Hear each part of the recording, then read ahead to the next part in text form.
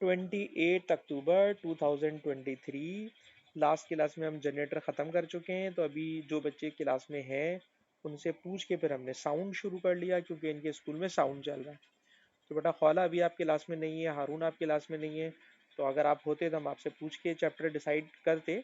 अलबत्ता अभी तो इन दोनों बच्चों के लिए से हमने साउंड शुरू कर लिया है, फिर आप भी हमें मशवरा दीजिएगा। अब तो ये खैर शुरू हो गया, तो इस साउंड को तो हम लोग इंशाल्लाह इन 2 क्लासेस में ख़त्म करने की कोशिश करेंगे। ठीक है ना। अच्छा जनाब, उसका मेथड बेटा ये है कि फॉर एग्जांपल ये जो मैंने ब्लू कलर के पार्टिकल्स बनाए हैं जिसको मैं हाईलाइट कर रहा हूँ, ये एयर के बेटा पार्टिकल्स हैं। इन एयर के पार्टिकल्स में जब मैं लाउड स्पीकर लाके रखता हूँ, तो ये लाउड स्पीकर क्या करता है जनाब, साउंड वेव प्रोड्यूस करता है। और ये साउंड एनर्जी जब एयर के पार्टिकल्स में से गुजरती है, तो एयर के पार्टिकल्स को वाइब्रेट करा देती है। और अब ये एयर के पार्टिकल्स बेटा वाइब्रेट करते हैं, तो इन एयर के पार्टिकल्स की जो वाइब्रेशन है, वो एयर के पार्टिकल्स की वाइब्रेशन मैंने आपके सामने शो कर दी है। लेकिन अगर मैं एक वीडियो दिखा देता तो बहुत ज़्यादा अच्छा हो जाती है, बहुत अच्छी तरह बात समझ में आ जाती है कि एयर के पार्टिकल किस तरह वाइब्रेट कर रहे होते हैं। जरा 1 मिनट रुकिएगा, बड़ी अच्छी सी मेरे पास इसकी एनिमेशन बनी हुई है जिसमें एयर के पार्टिकल्स को हम लोग वाइब्रेट करके दिखा रहे होते हैं। और नहीं ढूंढ पा रहा मैं, इसमें टाइम ज़ाया करूंगा आपका। चलें वापस आ रहे हैं इसके ऊपर। अच्छा बेटा, एयर के पार्टिकल्स वाइब्रेट कर रहे हैं, तो काम की बात किया बेटा, जरा अब्दुल मुसब्बिर नोट कीजिएगा। When particles of medium, medium का मतलब एयर इस एग्जाम्पल में, when particles of medium vibrate parallel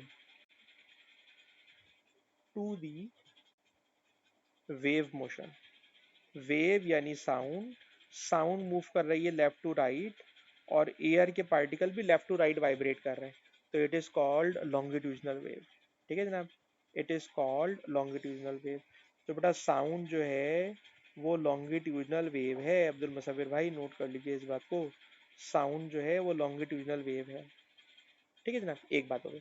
दूसरी बात, जब जब ये एयर के पार्टिकल बेटा वाइब्रेट करते हैं ना, तो एयर के पार्टिकल्स की वाइब्रेशन मैंने बहुत इजी वे में वहाँ शो कर दी। वरना प्रैक्टिकली होता ये है कि जब एयर के पार्टिकल्स में साउंड एनर्जी आती है, तो ये एयर के पार्टिकल्स में दो रीजन्स बना देती है। जब साउंड एनर्जी बेटा एयर में से पास करेगी, तो ये एयर के मीडियम में दो रीजन्स बना देगी। अब्दुल मुसब्बिर आप हमें बताएंगे, ये जो मैं रीजन ब्लैक डॉट से बना रहा हूँ जिसमें particles are very close to each other, इस रीजन को बेटा क्या बोलेंगे जहाँ पार्टिकल्स एक दूसरे के बहुत करीब करीब हैं? अब्दुल मुसब्बिर हमें बताएं। बिल्कुल। और जहाँ पार्टिकल एक दूसरे से दूर दूर मैं बना रहा हूँ बेटा, इसको क्या बोलेंगे? Rarefaction. ठीक है बेटा, तो आपने बिल्कुल सही बताया कि सर जहाँ पार्टिकल्स एक दूसरे के बहुत करीब करीब होते हैं, it is known as compression. और जहाँ पार्टिकल्स एक दूसरे से दूर दूर होते हैं, it is called rarefaction. तो जनाब साउंड वेव में होते हैं कंप्रेशंस और रेयर फैक्शंस। ठीक है। अच्छा बेटा सुमाना आप हमें बताइए, in terms of pressure, in terms of density, compression और रेयर फैक्शन में बेटा क्या फर्क होता है?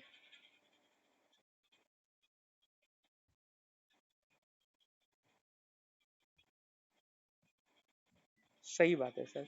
जो कंप्रेशन होता है उसमें पार्टिकल बहुत करीब करीब होते हैं। जब बहुत करीब करीब होंगे तो डेंसिटी भी बहुत ज़्यादा होगी, पार्टिकल बहुत हाई प्रेशर से वाइब्रेट कर रहे होते हैं। और रेयर फैक्शन बिल्कुल इसका अपोजिट है। रेयर फैक्शन में पार्टिकल एक दूसरे से दूर दूर होते हैं, प्रेशर भी लो होता है और डेंसिटी भी लो होती है। तो compression is a high pressure high density region, and rarefaction is a low pressure and low density region. ठीक है जी। अच्छा ये बताइए कि बेटा जहाँ पार्टिकल्स करीब करीब होते हैं ना, तो वहाँ करीब करीब पार्टिकल्स को शो करने के लिए हम लोग इस तरह की वर्टिकल लाइंस करीब करीब बना देते हैं। ये जो मैं वर्टिकल लाइंस बना रहा हूँ, इन वर्टिकल लाइंस को अब्दुल मुसव्विर हमें आप बताइए क्या कहते हैं फिजिक्स वाले? वर्टिकल लाइंस जो बेटा मैं बना रहा हूँ इसको क्या बोलते हैं अब्दुल मुसव्विर? नहीं मालूम है आपको, आप बता नहीं पा रहे, मालूम है आपको। आप बताइए बेटा सुमाना, ये जो मैंने करीब करीब लाइनें बना दी इसको क्या बोलते हैं? और जब मैंने दूर दूर लाइनें, नहीं नहीं नहीं नहीं, आप भी नहीं बोल पा रही बेटा। ये जो मैंने लाइनें बनाई है ना, इन लाइनों को हम लोग कहते हैं वेव फ्रंट्स। ठीक है ना। तो ये जो वेव फ्रंट्स हैं, ये दर हकीकत जो डॉट्स हैं, इतने सारे डॉट तो कोई भी नहीं बनाएगा बार बार, ये लोग लाइनें बना देते हैं। और ये जो लाइनें होती हैं, these lines are called wave fronts. तो आप समझ लें, जहाँ वेव फ्रंट बहुत करीब करीब वेव फ्रंट है, तो वो हिस्सा क्या कहलाएगा, कंप्रेशन कहलाएगा। और जहाँ दूर दूर है, इट इज कॉल्ड रेयरफेक्शन। ठीक है ना। अब तो कंप्रेशन और रेयरफेक्शंस को हम लोग इस डिजाइन से भी बनाते हैं। अभी जब क्वेश्चन कराऊंगा तो आपको और ये वाली बात समझ में आएगी। ठीक। अच्छा बेटा, थोड़ा और आगे चलते हैं। सवाल, सर साउंड किससे पैदा होती है, साउंड करती क्या है, तो जरा सुनिएगा। कहते हैं हमारे गले में भी नेचर ने, कुदरत ने एक वोकल कॉर्ड लगाई हुई है। और ये जो वोकल कॉर्ड है, जब ये वोकल कॉर्ड वाइब्रेट करती है, तो आप समझ लें ये गिटार का स्ट्रिंग है या रबर बैंड है जिसको मैंने स्ट्रेच किया हुआ है। इस रबर बैंड को अगर बेटा मैं प्लग करके छोड़ दूं, तो ऑब्वियसली ये रबर बैंड लेफ्ट राइट क्या करेगा, वाइब्रेशन करेगा। जब ये वाइब्रेशन करता है, तो इसकी वाइब्रेशन से इसके सराउंडिंग में जो एयर होती है, उस एयर में कंप्रेशंस और रेयरफेक्शन बन जाते हैं। वजह भी समझ में आती है कि जब rubber band right hand side पर आती होगी ना बेटा, तो ये एयर के पार्टिकल्स को दबा देती होगी। जब एयर के पार्टिकल्स दब जाते हैं, तो कंप्रेशन बन जाता है। अच्छा, जब ये रबर बैंड लेफ्ट साइड की तरफ जाती होगी, तो लेफ्ट साइड पर एयर को दबा देती होगी। तो जब वहां एयर को दबा देती है, तो वहां कंप्रेशन बन जाते हैं। तो राइट साइड पर इतनी देर में रेयरफेक्शन बन जाता है। तो आप ये समझ लें, रबर बैंड जब लेफ्ट राइट वाइब्रेट कर रही है, तो जिस तरफ रबर बैंड आती है, उस तरफ एयर को दबा देती है, तो वहां कंप्रेशन बन जाता है। और जब वो दूसरी तरफ जा रही होती है, तो on the same side rarefaction बन जाता है। सुमना बेटा बताइए, कंप्रेशन रेयरफेक्शन रबर बैंड से कैसे बन रहे हैं बेटा। Rubber band towards right hand आ रही है, तो राइट हैंड पे एयर के पार्टिकल्स को कंप्रेस कर देती है, तो कंप्रेशन इज फॉर्म्ड। ठीक है सर। जब वो लेफ्ट साइड पे जा रही हो, तो लेफ्ट पे कंप्रेशन बना देती है, राइट पे जगह खाली हो जाती है, देयर विल बी रेयरफेक्शन। तो जब कंटिन्यूअसली रबर बैंड वाइब्रेट करती रहेगी, तो इसकी वाइब्रेशन से left right left right left right compression और रेयरफेक्शन के बंडल्स बनते चले जाएंगे। हाँ बेटा, सुमाना कुछ बोल के बताइए।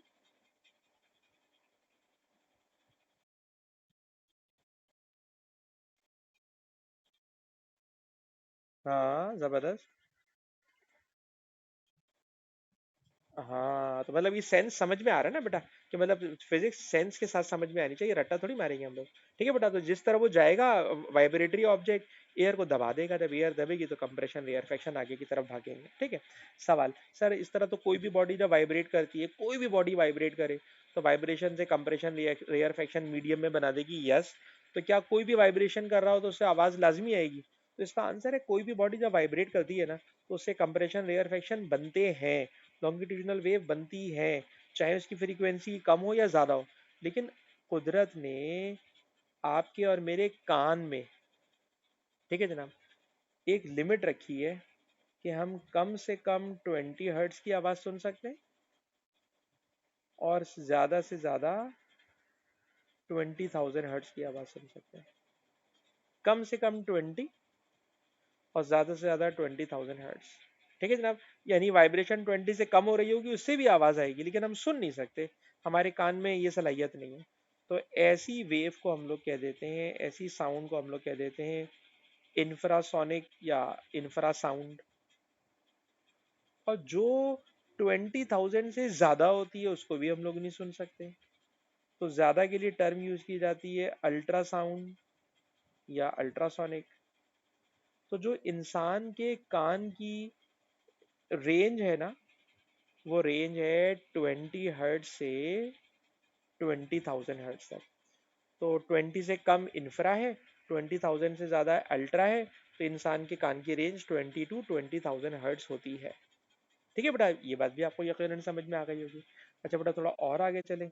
एक और बात आपको याद कराना चाह रहा हूँ, वो ये कि जब साउंड ट्रैवल करती है ना, तो जो स्पीड ऑफ साउंड होती है, वो स्लोएस्ट होती है गैसेस में, क्योंकि गैस के पार्टिकल एक दूसरे से बहुत दूर दूर होते हैं। और अगर हो सके तो याद कर लें कि एयर में स्पीड ऑफ साउंड 300 के अराउंड लेते हैं। अच्छा, स्पीड ऑफ साउंड लिक्विड्स में ज़्यादा होती है, जैसे पानी में, या कोई भी लिक्विड ले लें, तो आपके मार्किंग स्कीम में यूजुअली लिखा होता है कि 1000 से 2000 तक का कोई भी नंबर लिख दें। ठीक है जनाब, तो लिक्विड के पार्टिकल गैस के कंपैरेटिवली ज़्यादा करीब होते हैं। जब ज़्यादा करीब होते हैं तो उसमें स्पीड ऑफ साउंड जो होती है वो कंपैरेटिवली ज़्यादा फास्ट हो जाती है।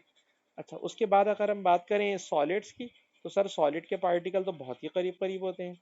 जैसे मेटल्स की बात कर लें, तो मेटल्स के पार्टिकल बहुत ही करीब करीब होते हैं। तो मेटल्स में स्पीड ऑफ साउंड 5000 6000 इस तरह के नंबरों में होती है।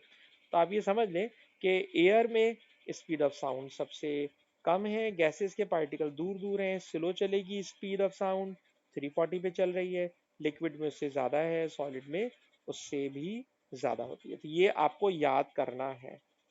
ठीक है जी, थोड़ा और आगे चलें। कहते हैं जनाब, कभी भी हम साउंड की बात करें या किसी भी वेव की बात करें, तो स्पीड ऑफ साउंड हमेशा होती है v is equal to f lambda. तो v तो आप समझते हो स्पीड हो गई, लेमडा क्या चीज़ होगी? तो सर लेमडा होती है कि हम कंप्रेशन टू कंप्रेशन डिस्टेंस ले लें, centre of compression to centre of compression. ठीक है जनाब, centre of compression to centre of compression. तो centre of compression to centre of compression it is called wavelength, या centre of rarefaction to centre of rarefaction it is called wavelength. तो wavelength भी मैंने समझा दी। अब रह गई फ्रीक्वेंसी। सर फ्रीक्वेंसी याद रखिएगा हमेशा डिपेंड करती है सोर्स पर, कि जिस चीज से साउंड पैदा हो रही है वो सोर्स एक सेकंड में कितनी वाइब्रेशंस कर रहा है। तो number of vibrations in per unit time, क्योंकि साउंड वाइब्रेशन से पैदा होगी। तो जब कोई बॉडी वाइब्रेट करेगी तो number of vibrations in per unit time, number of vibrations in 1 second. एक सेकंड में जितनी वाइब्रेशंस होंगी, एक सेकंड में जितनी वाइब्रेशंस होंगी, it is called its frequency. एक सेकंड में जितनी वाइब्रेशंस होंगी, it is called its frequency. तो फ्रीक्वेंसी को बेटा याद रखिएगा, फ्रीक्वेंसी है number of vibration in per unit time. ठीक है जी, तो ये स्पीड ऑफ साउंड के लिए एक फॉर्मूला भी हो गया। अच्छा, स्पीड ऑफ साउंड, इसी बात को सामने रखते हुए ये वो कहते हैं एक्सपेरिमेंट से बताइए स्पीड ऑफ साउंड कैसे निकालेंगे। ठीक है, एक्सपेरिमेंट भी हम आपको समझाना चाह रहे हैं। वो experiment v equal to f lambda वाला नहीं है सर। वो एक्सपेरिमेंट यूं होता है, आपकी पेपर में आता है ये वाला सवाल ना। स्पीड होती है sir distance upon time. Speed होती है सर डिस्टेंस अपॉन टाइम। तो क्वेश्चन ये, और अभी मैं आपको इसका प्रॉपर आंसर लिखा हुआ भी दूंगा। वो कहते हैं जनाब, फॉर एग्जांपल आप दो स्टूडेंट हैं, और दो स्टूडेंट में हमने एक स्टूडेंट को यहाँ पे स्टॉप वॉच उसके हाथ में दे दी है। ठीक है ना, अब इस स्टूडेंट के हाथ में स्टॉप वॉच है, और ये एक दूसरा स्टूडेंट है, और ये जो दूसरा स्टूडेंट है, इस दूसरे स्टूडेंट के हाथ में फॉर एग्जांपल हमने एक गन दे दी है। ठीक है जनाब, तो एक स्टूडेंट है जिसके हाथ में गन है, और एक स्टूडेंट है जिसके हाथ में स्टॉप वॉच है, और ये दोनों स्टूडेंट एक दूसरे से फॉर एग्जांपल 1000 मीटर के डिस्टेंस पे खड़े हुए हैं। तो यानी 1 किलोमीटर एक दूसरे से दूर खड़े हुए हैं। सही जनाब। अब जनाब इस स्टूडेंट नंबर 1 ने गन चला दी। जब ये गन चलाएगा, तो गन चलाने से हमने देखा है कि एक स्पार्क होता है, और ये स्पार्क इस स्टूडेंट नंबर 2 को फौरन नजर आ जाएगा, क्योंकि स्पीड ऑफ लाइट, स्पार्क में लाइट निकलती है, लाइट की स्पीड बहुत तेज है, आप सोच नहीं सकते ना। तो जैसे ही स्पार्क होगा, तो स्पार्क होने में 1000 मीटर का डिस्टेंस कवर करने में उसको कोई टाइम नहीं लगेगा। तो बंदे को फौरन लाइट नजर आ जाएगी। जैसे ही लाइट नजर आएगी, स्पार्क नजर आएगा, तो वो स्टॉप वॉच को स्विच ऑन कर देगा। अच्छा, कुछ देर के बाद, बहुत थोड़ा सा टाइम होगा, बहुत थोड़े से टाइम के बाद, ठीक है जनाब, उसको ना साउंड सुनाई देगी। तो जब उसको स्पार्क नजर आया, तो उसने स्टॉप वॉच को स्विच ऑन कर दिया। जब उसको साउंड कान में आई, तो उसने स्टॉप वॉच को बंद कर दिया। और इस ड्यूरेशन में जो टाइम की reading I, for example time की रीडिंग में ऐसी बोल रहा हूँ जनाब, टाइम की रीडिंग आ गई 2 सेकेंड। ठीक, या चलें इसको कर लें 2.5 सेकेंड, तो 2.5 सेकेंड टाइम लग गया। ठीक है जनाब। अब स्पीड ऑफ साउंड क्या होती है, तो सर 1000 मीटर डिस्टेंस है, 2.5 सेकेंड का आपने इसमें जनाब टाइम लगा दिया है। ठीक है, और जब आपने इसको सॉल्व किया तो for example speed of sound आ गई 400। ठीक है, और ये 400 जो अभी मैंने ऊपर वैल्यू लिखी 340 के आसपास है, क्योंकि 340 0 सेंटीग्रेड पर है। अब जाहिर सी बात है कि जब हम एक्सपेरिमेंट कर रहे हैं 0 सेंटीग्रेड पे तो नहीं कर रहे होंगे, तो कुछ हाई टेम्परेचर हो तो वैल्यूज ऐसी ही आती हैं, 370, 380, 400। और एक्सपेरिमेंटल एरर भी हो सकता है, इंसान है इतनी एक्यूरेट तो निकालेंगे नहीं। तो खैर जनाब जो मेथड है बेटा, वो मेथड बड़ा सिंपल है। जब गन चलाएंगे, स्पार्क नजर आएगा, या धुएं का जो पफ बनता है, स्मोक का पफ बनता है, वो नजर आएगा, देखते ही स्टॉप वॉच को ऑन करना है, और जब साउंड सुनाई दे तो स्टॉप वॉच बंद कर देना है। उसके बाद इन दोनों स्टूडेंट्स की ना जगह को इंटरचेंज कर दें, या तो जगह को इंटरचेंज कर दें, या जो स्टूडेंट नंबर 1 है उससे गन ले लें, और स्टूडेंट नंबर 2 को गन दे दें, क्योंकि इसका भी दिल चाह रहा है कि मैं भी गन चला के देखूंगा। तो इसके हाथ में बेटा हमने गन दे दी है, और इस मरतबा इसके हाथ में हमने स्टॉप वॉच दे दी है। ठीक है ना, सेम मेथड रिपीट करें। फायदा क्या होता है कि अगर हवा चल रही है तो हवा के चलने के इफेक्ट को भी ना जगह चेंज करना और उसका एवरेज ले लेना रिजल्ट को काफी बेहतर कर देगा। ठीक है ना, तो स्पीड ऑफ साउंड मेजर करने का एक एक्सपेरिमेंटल मेथड ये है, और इसकी प्रॉपर अभी इंग्लिश लिखकर मैं भी आपको दिखवाऊंगा, जो मैंने अपने नोट्स के अंदर प्रॉपर वर्डिंग में लिखी हुई है। ठीक है जनाब। अच्छा बेटा, अगर आपने इतनी सारी बातें सीख ली हो, तो इतनी सारी बातें सीख कर भी हम आज के पास पेपर के अच्छे खासे क्वेश्चन आपको करा सकते हैं। ऑल दो केस में अभी सिर्फ एक टॉपिक पढ़ाना रह गया है कि साउंड की पिच क्या होती है, साउंड की लाउडनेस क्या होती है। तो पिच और लाउडनेस को अगर छोड़ दें, पिच और लाउडनेस को छोड़ दें, तो हम काफी सारे सवाल कर सकते हैं। एक बात, एक और छोटी सी बात मुसव्विर से पूछूंगा। अब्दुल मुसव्विर बताएं, क्या हम साउंड को देख सकते हैं? साउंड को नहीं देख सकते। अच्छा, सुमाना आप क्या कहती हैं, हम साउंड को देख सकते हैं क्या? अच्छा, वेव के थ्रू देख सकते हैं। अच्छा देखिए, अच्छा वैसे फिजिकली नहीं देख सकते। अच्छा, इन्होंने करा बेटा ये है कि फॉर एग्जांपल ये जो स्टूडेंट नंबर 1 है ना, इसके हाथ में इन्होंने पकड़ा दिया माइक्रोफोन। ठीक है, और इस माइक्रोफोन को उन्होंने अटैच कर दिया है किसके साथ, एक सीआरओ के साथ। ठीक है जनाब, और एक माइक्रोफोन उन्होंने इधर भी लगा दिया है। ठीक है जनाब, एक माइक्रोफोन इधर भी लगा दिया, और इस माइक्रोफोन को भी उन्होंने कनेक्ट कर दिया सीआरओ के साथ। ठीक है ना, अब सीआरओ के साथ उन्होंने कनेक्ट कर दिया है। ठीक, अब होगा बेटा ये कि जिस टाइम के ऊपर स्टूडेंट नंबर 2 गन फायर करे, गन से बुलेट फायर करेगा, तो जाहिर सी बात है साउंड पैदा होगी। और जैसे ही बेटा साउंड पैदा होती है ना, तो सीआरओ की स्क्रीन पर साउंड का एक पल्स आ जाता है बना हुआ। ठीक है ना, अगर आप क्रिकेट मैच देखते हो तो क्रिकेट मैच के अंदर भी आप देखते हो ना बेटा, जो बॉल जब बैट के करीब से जा रही होती है, तो अगर बॉल ने बैट को टच नहीं करा तो सीधी लाइन बनी हुई आ रही होती है, और अगर बॉल ने बैट को टच कर दिया, तो जैसे जब टच करेगी ना तो वो लाइन हल्की सी हिल जाती है। तो वो जो हल्की सी हिल जाती है, इसका मतलब है साउंड पैदा हुई।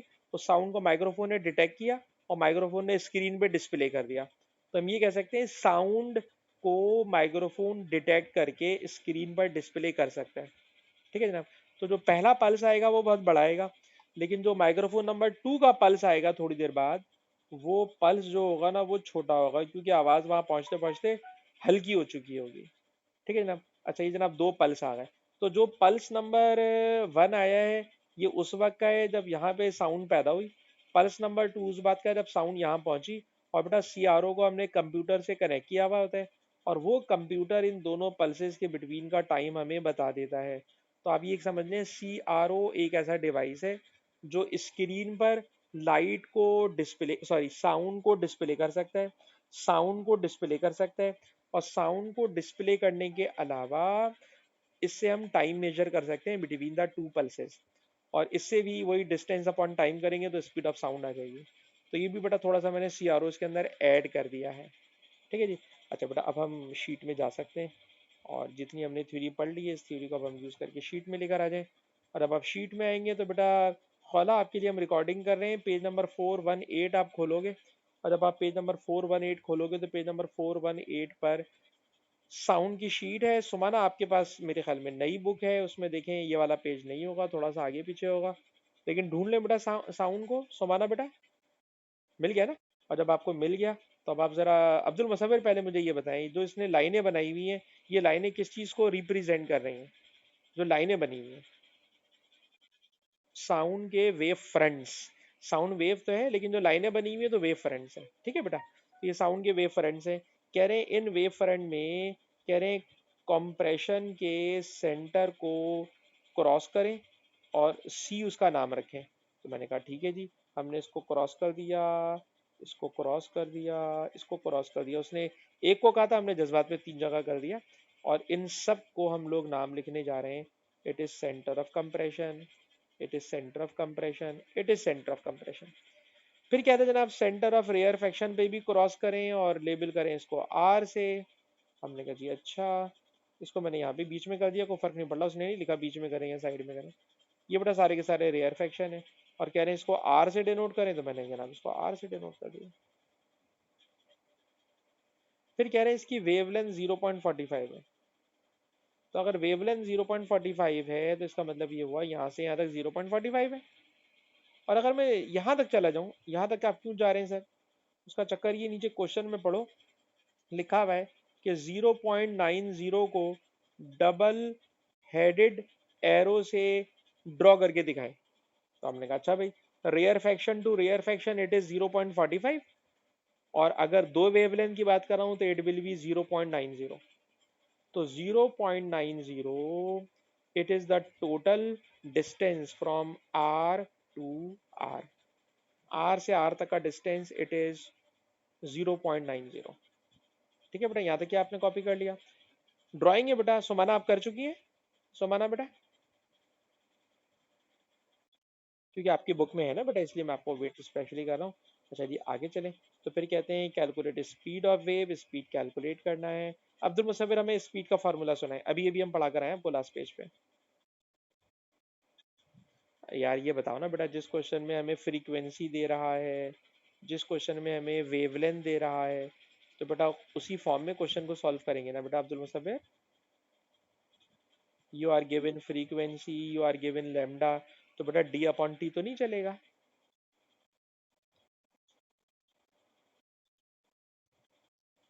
अल्लाह, F by lambda. Abdul Musavvir क्या करते हैं जनाब आप? अच्छा जी, फ्रीक्वेंसी है 750, वेवलेंथ है 0.45, दोनों को मल्टीप्लाई करोगे तो आंसर चाहिए होगा, क्योंकि इससे अगले पार्ट में उसी से रिलेटेड कोई बात पूछ रहा है।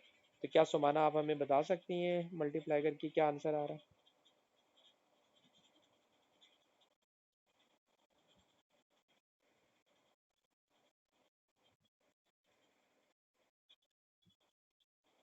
337, इसको हमने ले लिया 340। और अब्दुल मुसव्विर मुझे बताएंगे 340 बेटा कौन से मीडियम में स्पीड ऑफ साउंड साउंड होती है? एयर में होती है। वो कह रहे रीजन बताएं। तो आप लिखोगे इट इज टिपिकल वैल्यू और फिक्स वैल्यू।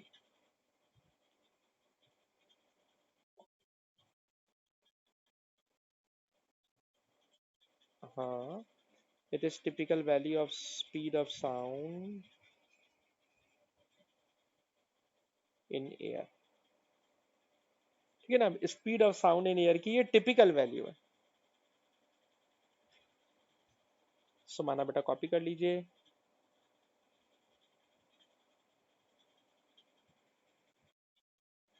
उसके बाद अरे ये डी पार्ट में कहते हैं another type of wave that consist of compression and rarefaction is ultrasound. कह रहे हैं अल्ट्रासाउंड भी हमें बता रहे हैं कि लॉन्गिट्यूडिनल वेव है, हमने मान ली बात। अब कह रहे हैं अल्ट्रासाउंड में और एक ऐसी साउंड में जो 750 हर्ट्ज की है, बताइए दोनों में क्या सिमिलैरिटी है? स्टेट वन अदर सिमिलैरिटी, बताइए दोनों में क्या सिमिलैरिटी है? तो इसका आंसर है, बताएं बताएं बताएं। बोथ आर बस जी, लॉन्गिट्यूजनली सिमिलैरिटी है और कोई नहीं है सिमिलैरिटी। ये दोनों जनाब लॉन्गिट्यूजनल वेव्स हैं, number one. State one way in which is different from ultrasound. Ultrasound और 750 हर्ट्ज में कोई एक बात है जो डिफरेंट है। हाँ, फ्रीक्वेंसी का डिफरेंस है, लेकिन इस फ्रीक्वेंसी की वजह से एक और अगर बात बोल देंगे तो और अच्छी हो जाएगी। 750 हर्ट्ज इज ऑडिबल, आप सुन सकते हैं। Ultrasound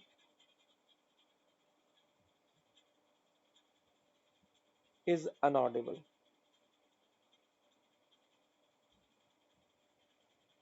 due to very high frequency, due to very high frequency. तो अल्ट्रासाउंड की फ्रीक्वेंसी बहुत हाई है, इसलिए वो ऑडिबल नहीं है। 750 वाली ऑडिबल है। ठीक है बेटा, और आगे चलिए। कह रहे लॉन्गिट्यूडनल वेव की डेफिनेशन बताएं, और 3 मार्क का क्वेश्चन है, तो 3 मार्क के क्वेश्चन में थोड़ी लंबी करना पड़ेगी। ठीक, जरा लिखिएगा बेटा, समाना आपके पास बुक है, और आप भी बेटा अगर लिख लें। When particles of medium,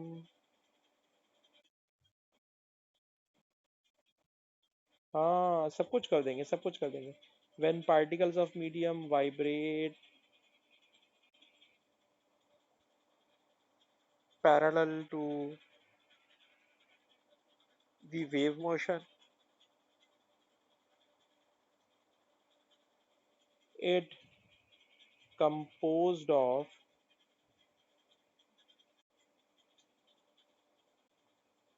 high pressure compression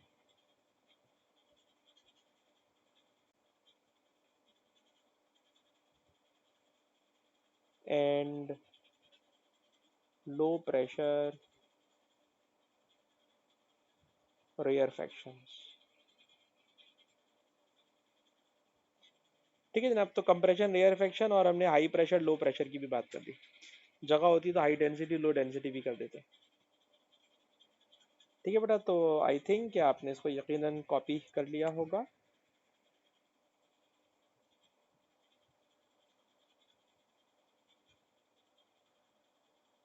फिर कह रहे हैं जनाब फ्रीक्वेंसी 800 हर्ट्स है, स्पीड ऑफ साउंड 330 है। कह रहे हैं लिक्विड में स्पीड ऑफ साउंड बताइए कितनी होती है। अब्दुल मुसव्विर हमें मशवरा दें, लिक्विड में स्पीड ऑफ साउंड कितनी होती है। 1000 ले लें। और फिर कह रहे हैं उसी 1000 को लेकर और इस फ्रीक्वेंसी को लेकर वेवलेंथ कैलकुलेट करना है। सिर्फ फार्मूला बता दें अब्दुल समद, अब्दुल मुसव्विर, सिर्फ फार्मूला।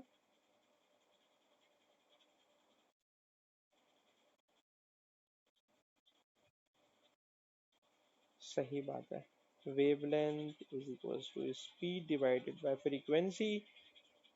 समाना खाली फार्मूला लिख के छोड़ दो यार, इसमें वैल्यूज पुट करके हम डिवाइड डिवाइड नहीं कर रहे, उतना मुश्किल सवाल नहीं। क्वेश्चन नंबर 3 में आ जाए, क्वेश्चन नंबर 3 में आ जाए अब्दुल मुसव्विर, आप हमें बताइए कि 2 जगह सर्कल करना है। कहाँ कहाँ सर्कल करना है। नंबर वन, अल्ट्रासाउंड होना चाहिए। तो अल्ट्रासाउंड में ऐसी क्या 2 बातें होंगी जिसको मैं सर्कल कर दूं।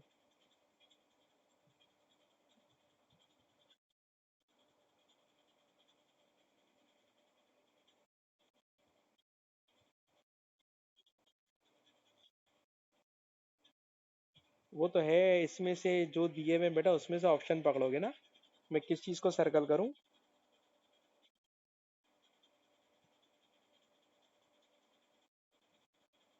1 सेकंड तो है ही नहीं इसके अंदर कोई भी। मुझे भी पता है। सुमाना तुम बताओ बेटा।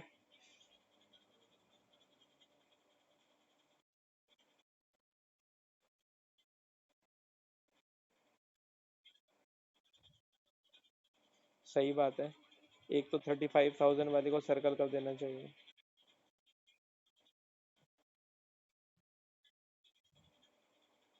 लॉन्गिट्यूडनल, हाँ अब्दुल मुसव्विर अब आप बोलिए बेटा, क्या कहना चाह रहे हैं बेटा। 20,000 से ज्यादा होगी ना बेटा, 20,000 से ज्यादा होगी। हाँ 20,000 से ज्यादा होगी। तो 20,000 से ज्यादा होगी तो जो 35,000 है वो आ गई, और लॉन्गिट्यूजनल होगी। ठीक है। अच्छा जी, और आगे चलें। तो कह रहे हैं जनाब, मैं इसके अंदर आपको हेल्प नहीं करना चाह रहा, जानबूझ के मैं रुक रहा हूँ। अब्दुल मुसव्विर, इसके लिए फार्मूला बताएं और वैल्यूज भी बताएं।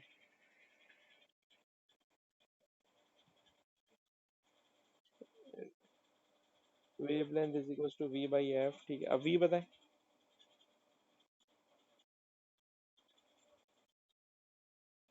हाँ, वी बताएं।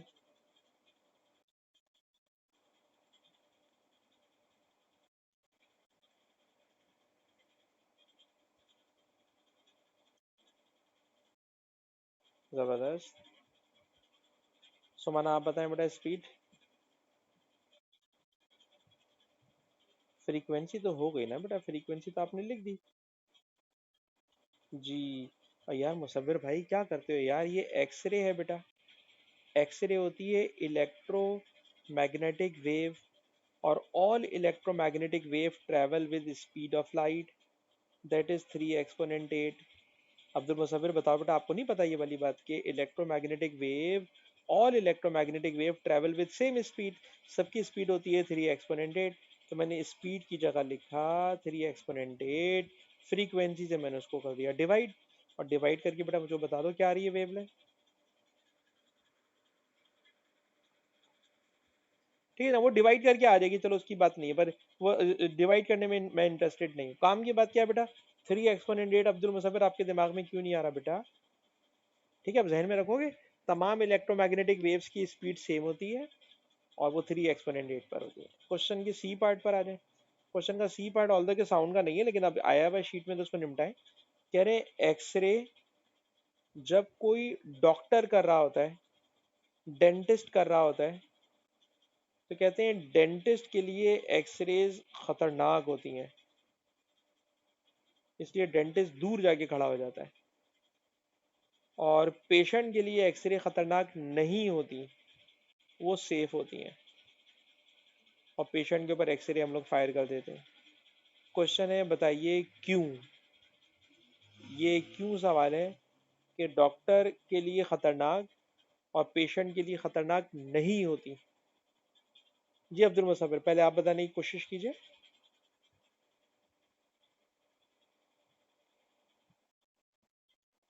डॉक्टर किस चीज़ का बना हुआ होता है और पेशेंट किस चीज़ का बना हुआ होता है, दोनों में कोई डिफरेंस होता है क्या?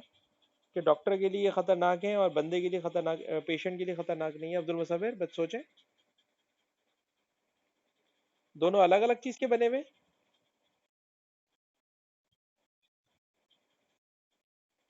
डॉक्टर जो होता है वो प्लास्टिक का बना हुआ होता है। अच्छा चले, खैर आप बिल्कुल भी आंसर के करीब नहीं है। सुमाना बेटा आप बताइए हमें, मैं इसी मजाकन ये सवाल कर रहा हूँ कि डॉक्टर और पेशेंट किस अलग अलग मटेरियल के बने हुए होते हैं, कि डॉक्टर के लिए एक्सरे खतरनाक है पर पेशेंट के लिए खतरनाक नहीं है।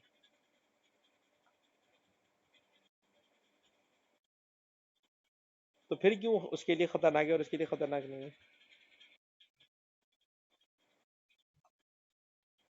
नहीं, जवाब इसका ये है कि डॉक्टर या डेंटिस्ट रोजाना दिन में बहुत सारे एक्सरे करता है। तो जब वो बहुत ज्यादा एक्सरे करेगा, तो बहुत ज्यादा एक्सरे करना उसके लिए खतरनाक हो जाएगा। ठीक है। और जो पेशेंट है, उसके कभी प्रॉब्लम होती है, तो वो जिंदगी में एक दफा, दो दफा, या कभी 10-12 साल के बाद उसको एक्सरे की जरूरत पड़ती है। तो पेशेंट को एक्सरेज का एक्सपोजर रेयरली मिलता है, और डेंटिस्ट के लिए एक्सरेज का एक्सपोजर डेली और फ्रीक्वेंटली होता है। तो जो डेली और फ्रीक्वेंटली होगा बेटा, उसके लिए तो खतरनाक हो जाएगा ना। तो एक्सरे इसलिए डॉक्टर के लिए खतरनाक है क्योंकि वो फ्रीक्वेंटली एक्सरे को एक्सपोज कर रहा होता है, उसमें एक्सपोज हो सकता है, इसलिए उसके लिए खतरनाक है, इसलिए डॉक्टर्स आपको ज्यादा एहतियात करनी चाहिए। ठीक है जी। अच्छा जी, इसके बाद एक और सवाल है कि जब आप माइक्रोवेव कर रहे होते हैं, तो डोर को क्यों क्लोज कर देते हैं? तो भाई इसके अंदर भी वही है कि माइक्रोवेव अगर बाहर आएंगी, तो किचन में आपकी अम्मी अगर माइक्रोवेव यूज कर रही हैं तो उनके लिए वो खतरनाक होंगी। इसलिए हमेशा डोर क्लोज करके माइक्रोवेव को यूज करते हैं। तो खतरनाक होना, डेंजरस होना, हार्मफुल होना, ये सारी की सारी बातें आप लिख दोगे। पर ये साउंड का सवाल नहीं है, इसलिए प्रॉपर आंसर नहीं लिख रहा। अच्छा जी, उसके बाद कह रहे हैं कि साउंड लॉन्गिट्यूडिनल वेव है, लॉन्गिट्यूडिनल वेव को ड्रॉ करके दिखाइए। और ड्राइंग अभी अभी हम ऊपर देख कर आए हुए हैं, तो आप ना बस यही करें कि ऐसी तीन चार लाइनें करीब करीब करके बना दें, फिर तीन चार लाइनें करीब करीब करके बना दें। तो ये बेटा मैंने बना दी है कंप्रेशंस, ठीक है ना। और इन कंप्रेशंस के बीच में एक दो लाइनें रेयर फैक्शन की बना दें।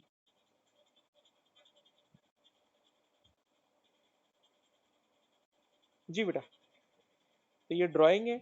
ये ड्राइंग बेटा सुमाना आप बना लें, और अब्दुल मुजफ्फर बेटा आप भी अगर बना लेना, क्योंकि आपको भी याद नहीं आ रहा होता, बाज़ औक़ात आप भूल जाते हैं, क्योंकि आप लिखे बगैर अगर क्लास पढ़ रहे होते हैं तो डर ही लगता है कि कहीं आप भूल ना जाए। ऑल्दो कि हम आपको रिकॉर्डिंग भी देते हैं हमेशा क्लास की।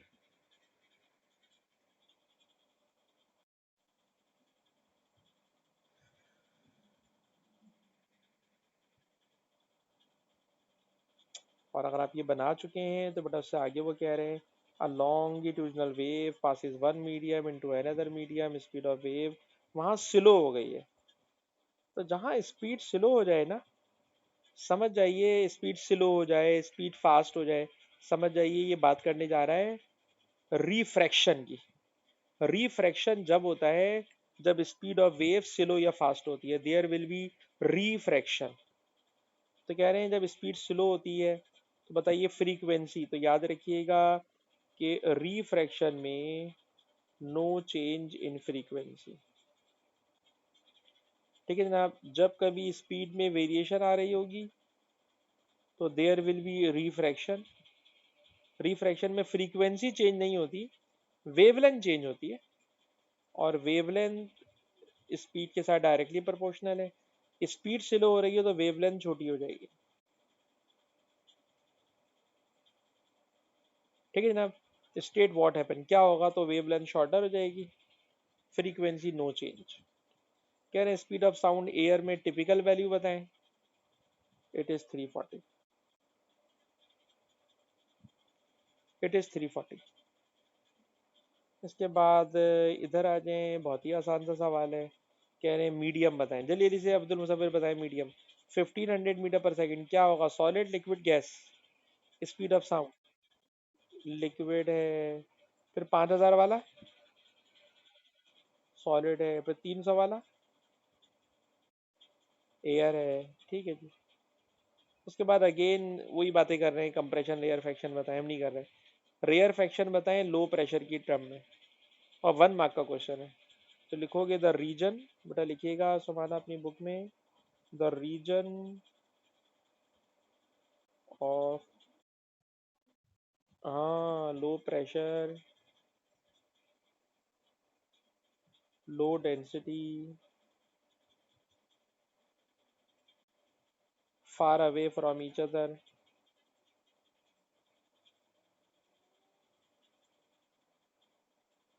फार अवे फ्रॉम ईच अदर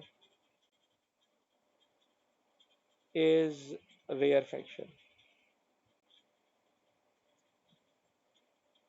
ठीक है ना, करीब करीब होना कंप्रेशन, दूर दूर होना रेयर फैक्शन।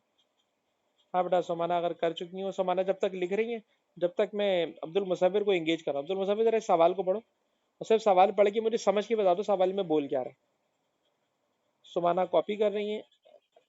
हाँ, पढ़ के नहीं मुझे बताना, मुझे इसका मतलब बताना बोल क्या रहा है, सवाल का मतलब आपने समझाना है।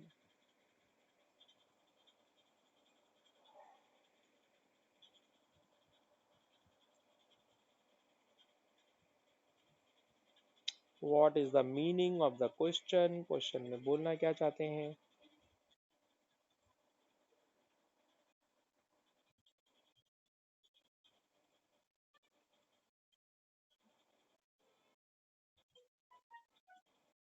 हाँ जबरदस्त।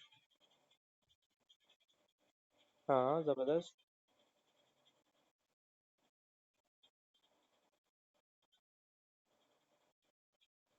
हाँ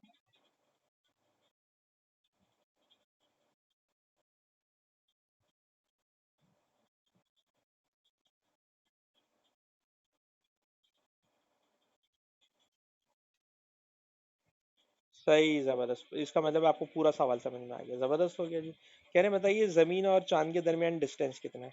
तो भाई डिस्टेंस होता है स्पीड मल्टीप्लाई टाइम। स्पीड दी हुई है 3 एक्सपोनेंट 8, टाइम दिया हुआ है 2.56, डिस्टेंस कैलकुलेट करना है। मैंने जानबूझ के गलती की है, मेरी गलती अब्दुल मुसव्विर बताएं क्या है? डिस्टेंस कैलकुलेट करना है। नहीं नहीं, वही वही मैंने फार्मूला सही लिखा, वैल्यूज गलत लिखी हैं। वैल्यूज में एक छोटी सी गलती की है, मेरी गलती बताएं।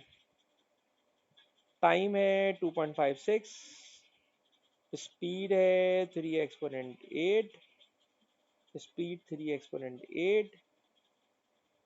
गलती मेरी बताएं क्या है? अब्दुल मुसव्विर गलती बताएं, नहीं तो सुमाना की तरफ हम सवाल लेके जाएं। जी सुमाना, गलती बताएं हमारी।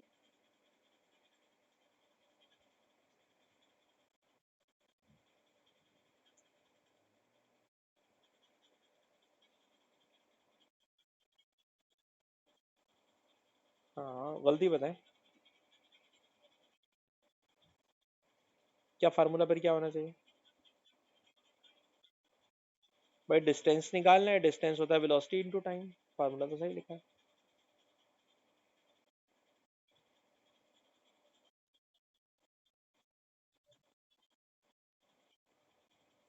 नहीं, आप भी सवाल में नहीं पहुंच पा रही हैं, और जो चीज़ सही लिखी है उसको बिला वजह आप गलत कर रही हैं, ठीक है ना?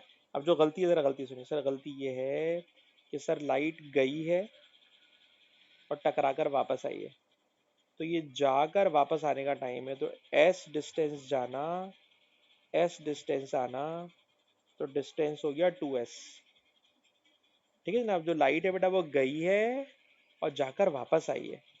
आप अगर इस क्वेश्चन को यहाँ से पढ़ें कि इट इज़ अ टाइम, ये टाइम है बीम को भेजने का और रिसीव करने का। तो लाइट गई और जाकर वापस आ गई। जाकर वापस आने में उसने टाइम लगा दिया 2.56।